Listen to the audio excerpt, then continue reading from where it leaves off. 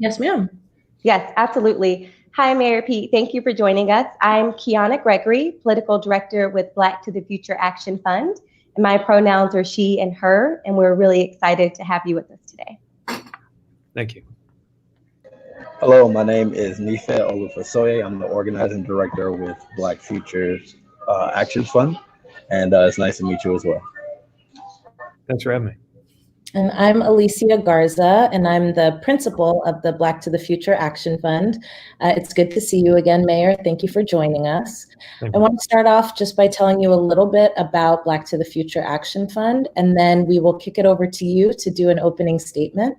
Great. The Black to the Future Action Fund is focused on making Black communities powerful in politics. We know that the challenges that face Black communities across America are very complex. And in order to address those challenges, we believe that we need innovation and experimentation, but more than anything else, we know that we need to build Black political power. And so our organization is focused on doing just that. We tend to invest in candidates who are Black, who have a progressive vision for how to improve the lives of Black communities across the board. In this upcoming presidential race, we don't have that opportunity. And so we are looking to do our first ever presidential endorsement and to endorse a candidate who we believe has the best and most expansive vision for how to improve the lives of Black people across America. So we're really excited for you to join us today, and we're very excited to hear about your plans to make Black people powerful, not just in politics, but in every aspect of our lives. And with that, I want to kick it over to you to give us an opening statement. Tell us a little bit about why you're running for president and how you see Black communities factoring into your presidency if you're to win over the next 4 years. Great. Well, first of all, thank you for your work and thanks for the opportunity to speak with you and to seek to earn your support. And I'll be as brief as I can by way of introduction so that we can really be long on dialogue. But the simplest way I can put it is that I'm running for president because I think our country's running out of time and that we are going to need a different approach in order to meet the moment ahead of us. First of all, in order to defeat the most disruptive, divisive, and dangerous president of modern times. And I know that few or no one has more to lose and more at stake and is feeling the pain of this presidency more than Black Americans and other Americans of color. And it is one of the reasons why we need to be laser focused on ensuring that we build the movement that will not only defeat this president, but do it with a resounding enough victory that it sends Trumpism and every political strategy that he has harnessed into the history books as well. But this isn't just about winning an election. I think a lot about the first day the sun will come up and he's no longer in office and just how many challenges will be in front of us. Because on that day, just as much as now or more, we are going to continue to be a country that's divided and a country where the Black experience is one of being very much in a different country. We see that in terms of the economic experience and gaps in terms of income and in terms of wealth. We see it in terms of the experience of healthcare. The maternal mortality gap is rightly getting a lot of attention in this campaign, but it stands and is traceable to everything from bias in the clinical environment to issues of environmental justice and things that affect Black patients before they ever even cross the doors of an ER or a doctor's office. In addition to things like the mortality gap, we have gaps in everything from cancer detection to diabetes mortality that require attention and can't be separated from systemic racism and from economic disempowerment. This in turn is connected to things like housing, knowing how much of a role environmental justice has played in health. The issue of housing is connected to education, knowing that where Black families and Black Americans have been able to live has affected their access to public education. We know that we need to act on educational opportunity and also on the political empowerment behind it in order for us to have real meaningful reform in our criminal legal system, from who is on the bench to the way that communities of color are being policed. We know that behind that has to be a 21st century Voting Rights Act to ensure that the suppression of the Black vote that has harmed so many across the country is getting acted on.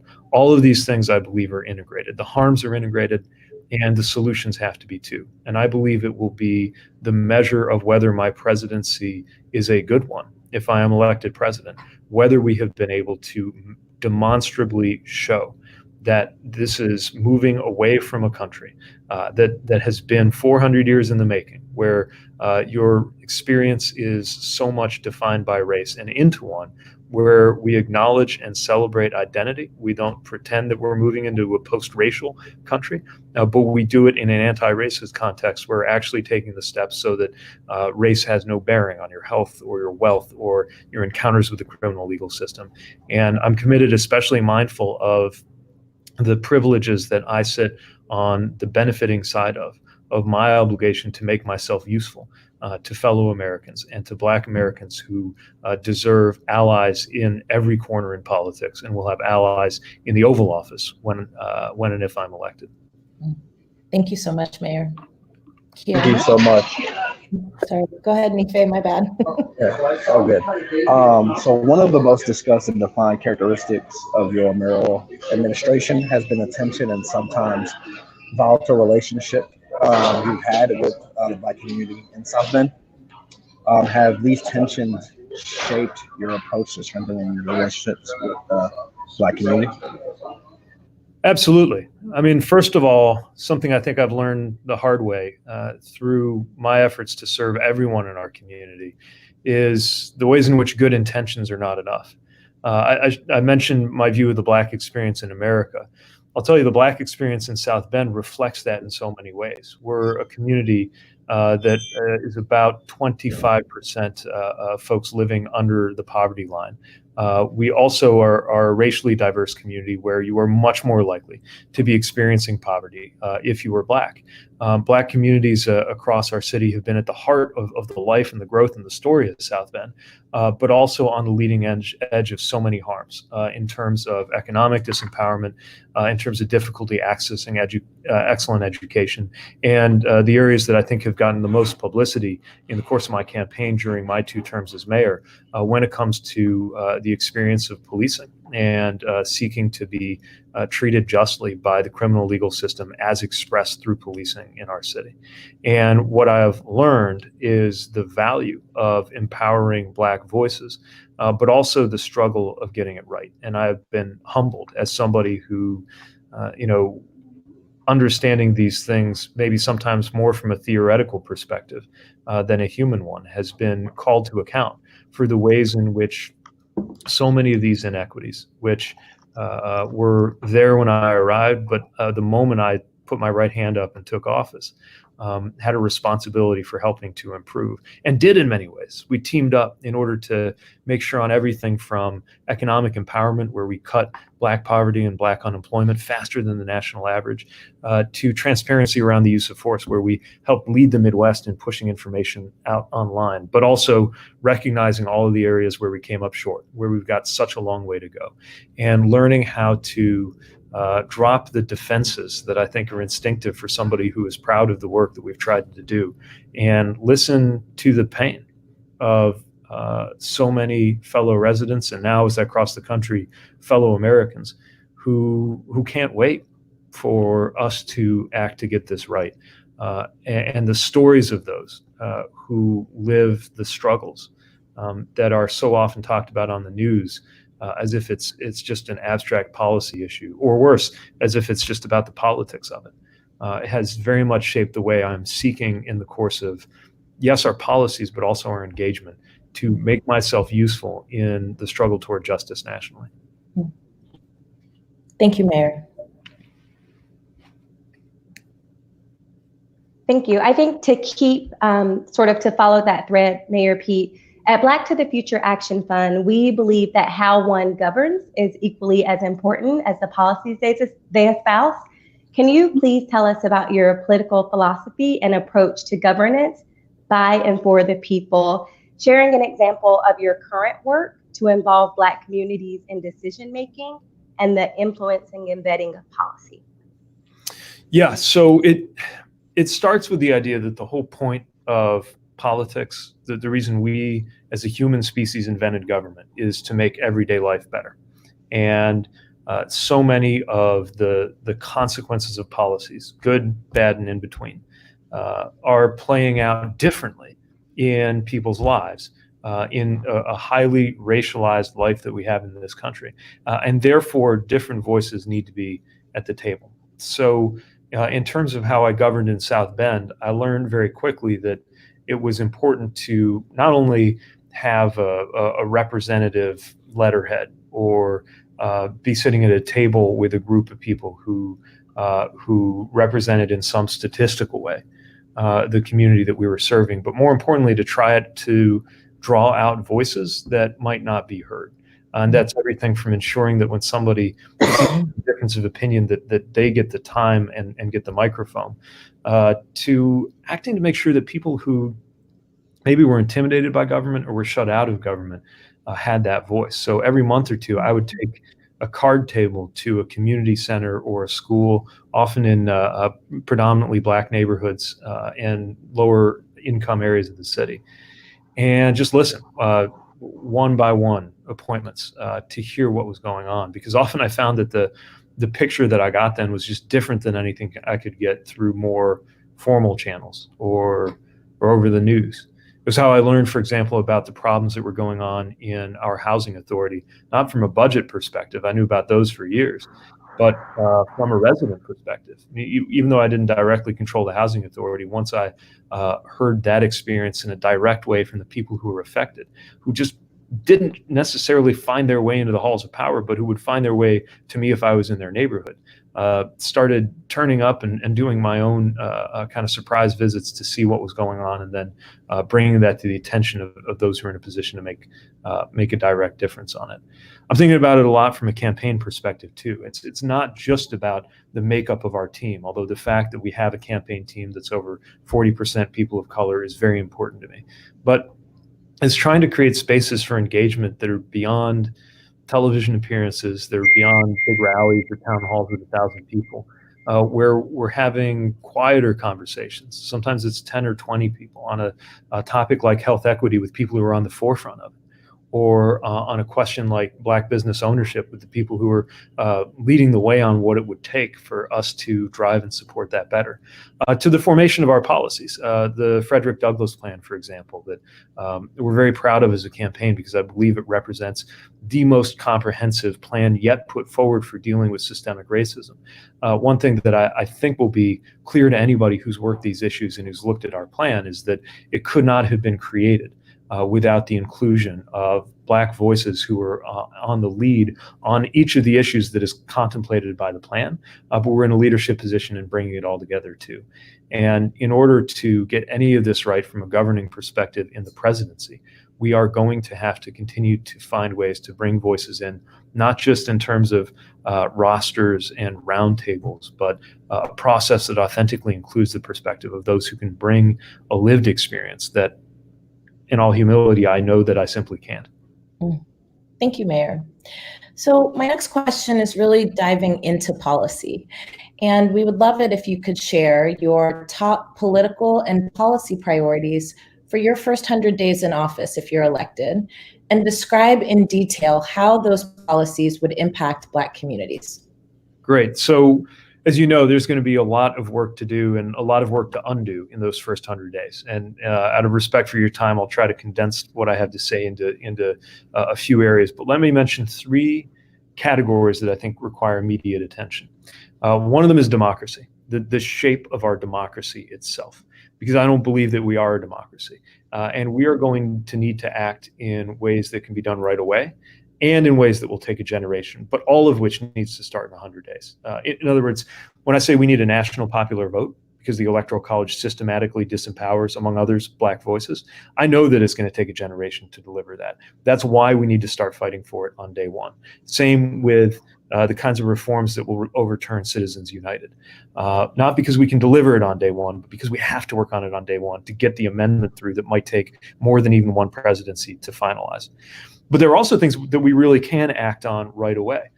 There is no questioning the racially disparate impact of the way elections are run, for example, in terms of having Election Day not be a holiday. And those who are most likely to be disempowered economically, who have the most at stake in a lot of these decisions, also have the hardest time getting off work to vote. Making Election Day a holiday, automatic voter registration, same-day voter registration. These are things that can be pursued very quickly. A lot of them are in H.R. 1, which I, of course, would sign the moment it hit my desk. And we can go further than that. I've also spelled out the need for a 21st Century Voting Rights Act to deal with things like the racial voter suppression that clearly and most famously was an issue in Georgia, but it's happening obviously in many ways across the country. Felon disfranchisement, we know the disparate racial impact of that. So my point is there are day one activities and there are generational activities, but all of them are part of the 100 Days on Democracy. So that's one family of activities. The next is climate change. We know that this is an existential threat to the country, to the world. We also know that it disproportionately harms communities of color. Black Americans, certainly in my own city, were among the most vulnerable when we started having once in a millennium floods on an almost annual basis. And those who are most vulnerable to everything from the consequences of air pollution to the experience of dislocation are much more likely to be Black than white.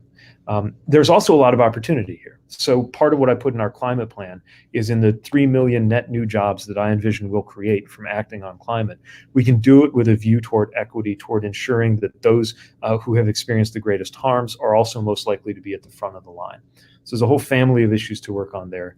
The third I'll mention is directly confronting the racial and economic inequality in our country.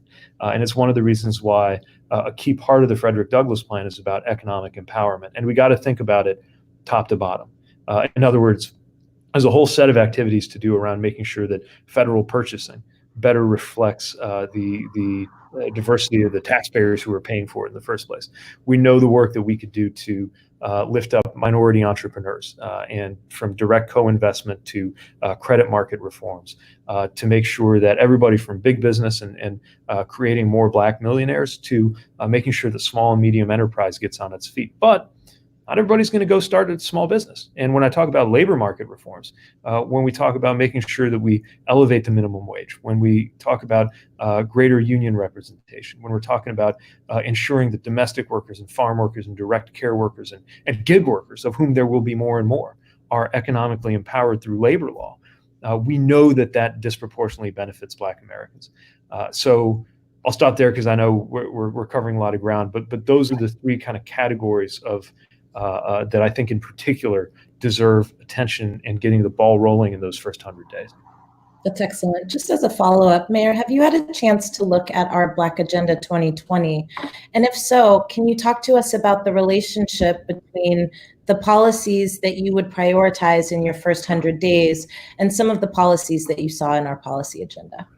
Yeah, so what I notice about the categories that receive attention in the Black Agenda 2020 is that they rhyme very nicely with the ones that get attention in our Douglass plan. And again, that's not because I sat in a room in South Bend and had the exact same ideas that that you all were having. It's because these are the burning issues that are so important. And I think the biggest thing that I would say is an alignment. I mean, again, across economic and health equity and other areas, I see a lot. Also, of course, when we come to criminal legal system reform, but one of the things that I think in particular we share by way of vision is the idea that political empowerment, that democracy, look, process isn't sexy. And I have sometimes had a hard time articulating why there should be as much sizzle around questions of access to the vote and access to democracy as some of the other hot button issues. But where I think people do get it pretty quickly is when we talk about the questions of racial justice that are at stake. And I know both in the direct work that you are doing around representation, but also in the belief that we need to tear down barriers to political participation, that we're very much on the same page in terms of how, if we get that right, everything else from the empowerment of workers to criminal legal system reform gets a lot easier because it's decisions being made in a way that actually reflects the actual country.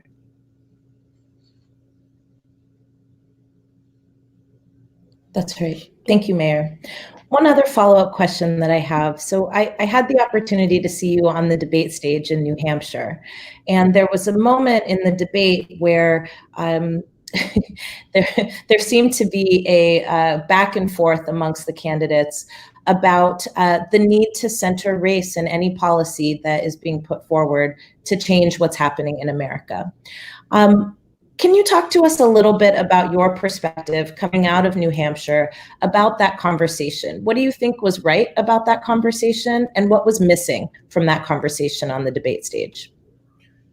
Well, of course, the first thing that was missing from that conversation was Black voices, and I was very mindful to be on a stage of mostly white candidates talking about race. And I think that in particular, if there were more than a pair of 45 or 75-second answers, I would have been able to do a better job articulating my sense of urgency around dealing with the human cost of inattention to race across all of the different areas where we've got work to do as a country. Part of that was directly in the context of marijuana arrests and the need for reform and dealing with the racial disparities there.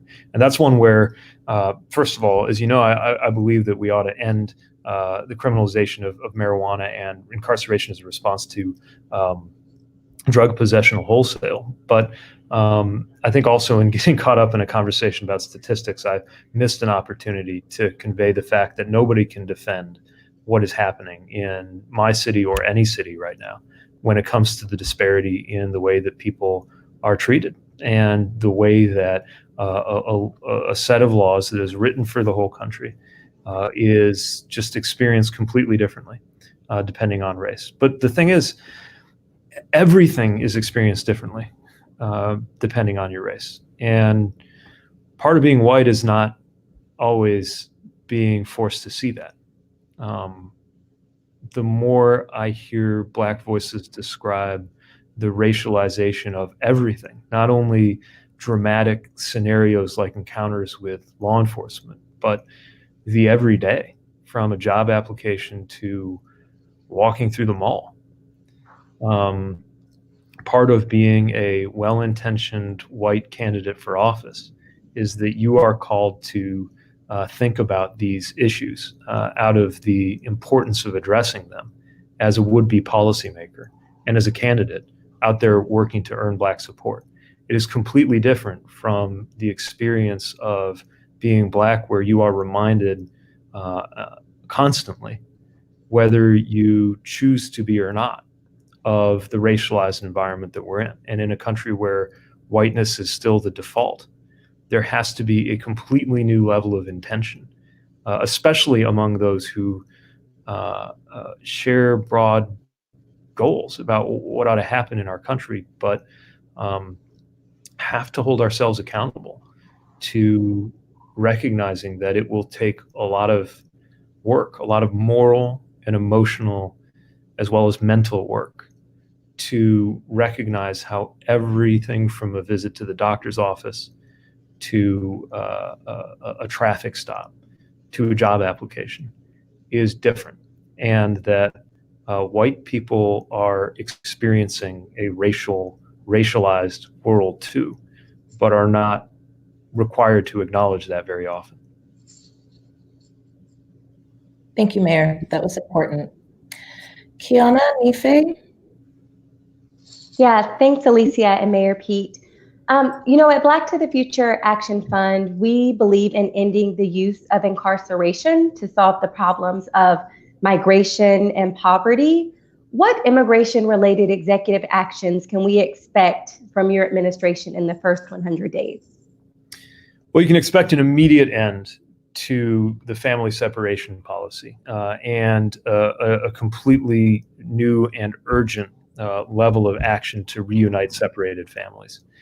You can expect steps right away to make sure there is no such thing as a for-profit facility for the detention of children. I don't believe in for-profit incarceration, period, but this in particular is a shocking situation. Nobody should have a profit earning interest in more kids being locked up. I also believe that to the extent that such border facilities need to exist at all, they shouldn't be managed by Customs and Border Protection, which is an enforcement agency. They should be managed by HHS, which is in the business of health and human services. And I think that shifting how these things are viewed from enforcement to caretaking is going to be a really important thing that you can do executively, even while we're working with what has to happen legislatively to actually fix this. I mean, look, there's always going to be a real problem with the way that enforcement is carried out when the legal system that's being enforced is in need of reform. And we haven't had meaningful reform since the 80s. So, but I know that your question was about executive actions and things we can do right away, even as we pursue those reforms that we all need. And that's an example of just some of the things that we can act on immediately, as well as shifting priorities. The deportation of people who present no danger to anybody or have been in their communities and families for years or even decades is the complete wrong priority.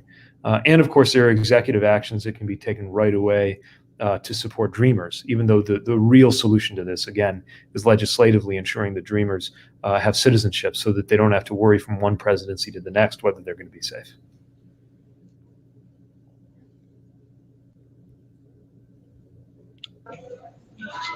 Thank you, Mayor Pete, for that. I have one last question we could close for comments at the end.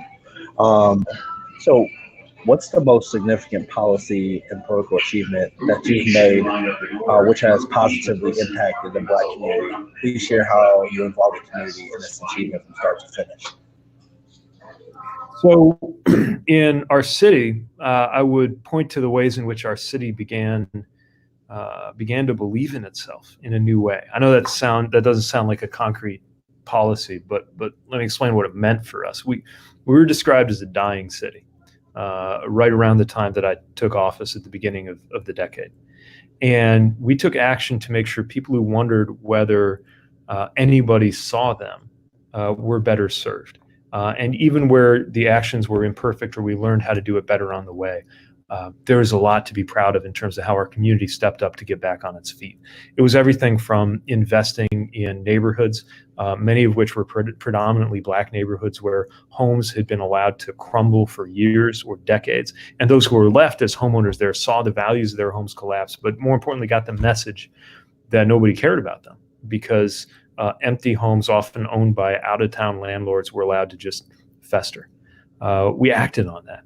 And we acted to make sure that the relationship between our downtown, which was also seen as dying, but which we were able to bring back to life, and our neighborhoods, which had been left out of whatever economic growth did happen, that began to rise together. The work is not done, don't get me wrong. But if you come to our city now, you will see that so many of these things that were considered intractable for years and decades, we were able to turn and face them. And we were able to change the trajectory of the life of our city. And in a community that is almost half non-white, and a community, as I said earlier, that had a very challenging poverty rate. To be able to see the effect that had, and then to be able to count the results of that in terms of economic growth and reductions in unemployment and poverty, in particular for Black residents, I think shows what can happen when you pull together to get things done. Nationally, I believe that the Douglas Plan will be a contribution no matter what happens in my campaign. I'm looking forward to the opportunity to team up with advocates and with policymakers as president to deliver on those ideas. But I also know that no matter where this takes us, that will be something that is a lot bigger than me or my campaign, and that I think stands as a vision that can help show how to bring concrete action to these interconnected patterns of exclusion and discrimination today, but of solutions tomorrow. And so I'm already proud of the team for having made that possible and look for every opportunity I can to give voice to those ideas. That's important. Thank you, Mayor. I do have another question. Speaking of the Douglas Plan, which we had a chance to go through and really appreciate the thought behind it. In both of our plans, actually, in the Black Agenda 2020 and also in the Douglas Plan, you do talk about the impact of white nationalism and classifying white nationalism as domestic terrorism in this country. We think that that's an important advance. And as you know, there have been many media stories, news stories that have talked about the rise of white nationalism inside of law enforcement agencies.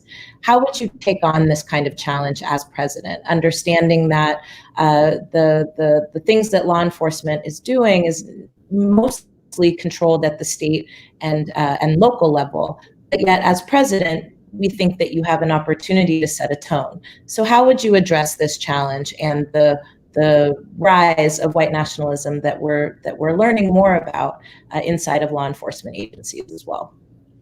Well, I think that's right, that we need more tools in order to confront white nationalism. And especially, I mean, in general, it is a danger to the republic. But in particular, when it rears its ugly head in the ranks of those who are required and dependent on to keep communities safe, it is incredibly dangerous. And one of the things that we've seen and learned the hard way in our city is not just, when we talk about race and policing, a lot of attention is paid, of course, to police violence and the consequences of that and use of force. But there's another equally deadly consequence of what happens when communities of color, and in particular Black residents, don't have a sense of legitimacy in the police department. And that's that they don't call them when there's an opportunity to break a cycle of violence. We've had several cases of horrible cycles of violence, often among teenagers, sometimes among families. And when something happens, everybody who knows anything has a choice. And the choice is to either call the police or to take it into their own hands. And if they take it into their own hands, because they don't think calling the police will do any good, or worse, they believe that the police are going to harm them, then it becomes that much more likely that the cycle of violence among individuals, among civilians, even among families continues. So this is not only about the effect it has on police violence, it's about the effect it has on the ability to prevent violence anywhere in a community where gun violence is playing out to a horrifying extent. So that's part of what's at stake. And it's part of why federal leadership is needed on all kinds of dimensions around police legitimacy. We benefited a lot from the work of the 21st Century Policing Task Force in the Obama administration, creating, for example, a template for how body-worn cameras ought to be used. And we've had a lot of struggles with that because it's hard to get it right. And having federal leadership made a big difference for a lot of police departments where leadership has good intentions and wants to do the right thing and doesn't always have the resources or even the cover to get it done. I think the same applies to the need to root out white nationalism. And there's a template for this because of the work that's been done to root it out in the military. Not saying that work is done, but I will say that everything from resources to identify the meaning of tattoos to places to go and report where hate groups are penetrating. There's a playbook there that I think we can take as a starting point for how to ensure that with federal help, federal support, and of course, where necessary, federal enforcement, this is applied to ensure that across departments in any community, large and small, those resources exist. Because again, nothing can be more harmful to police legitimacy and therefore to communities of color than for these kinds of hateful and yes, often terroristic ideologies to assert themselves. And in particular, knowing the relationship between the badge and between racial violence and white supremacist terror in our country's history. Frankly, police departments need to be taking the lead in dealing with the problems of white supremacy. It's frightening anywhere you find it, but it's lethal when it's anywhere near the badge. Thank you, Mayor. I have one more question before we move into your closing statement. As you know, we are in a unique political situation right now. You're absolutely right that what's happening in this country is not just about Trump. It is very much about TrumpISM, which has become more advanced in this last 4 years, but certainly wasn't absent prior to this 4 years.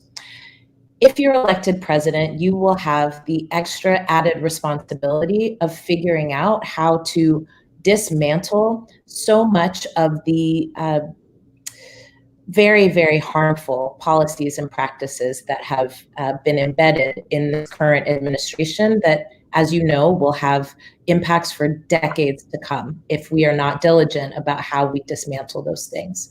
It would be great to hear you talk a little bit more about how you might go about dismantling some of the most egregious impacts of not just the Trump administration, but how would you also ensure that the ugliness that has reared its head both during this administration and started to rear its head before would not be able to have the opportunity to do so in the future? I think that's a question of survival for the American project. And as your question hinted, I think it would be wrong to suppose that this just arrived with the Trump administration. And indeed, a lot of what's rearing its head has been there all along, but been given expression or license or permission because of the rhetoric of Trump and Trumpism. So part of it, of course, is sending an emphatic message that the things that were given license in this administration are intolerable, whether we're talking about welcoming white nationalists into the White House, whether it's both sidesism in cases where there is a very clear right and a very clear wrong, whether it's making sure that there is education about what these patterns of bias, discrimination, and hate amount to, beginning in schools. You may have seen just today, there's another report, I think it was in the Post, about the ways in which racial bullying and incidents in schools have increased under the Trump administration, and sometimes people are even bullying each other using catchphrases from Trump rallies, and it's almost always got a racial dimension to it in our schools, and that's work that is going to take a generation to undo. I mean, one presidency alone can't do it, but my presidency from the very first day will never forget that the most important functions of the presidency, alongside the policy and constitutional and management administrative roles, are the tone that you set in establishing that this is a country where everybody has to take responsibility for rooting out hate. And in particular, those who are on the privileged side of privilege have to take a responsibility for that. This is a societal challenge, obviously not just a government challenge, but there has to be societal leadership from the highest office in the land. And there has to be a level of allyship among all of the different parts of society that need to be in on this. I think that we are perhaps underestimating the role of the arts right now. Arts whose function is to allow one person to envision themselves in the life of another person. And pretty much every social evil falls from the inability of somebody to see another person as a human being.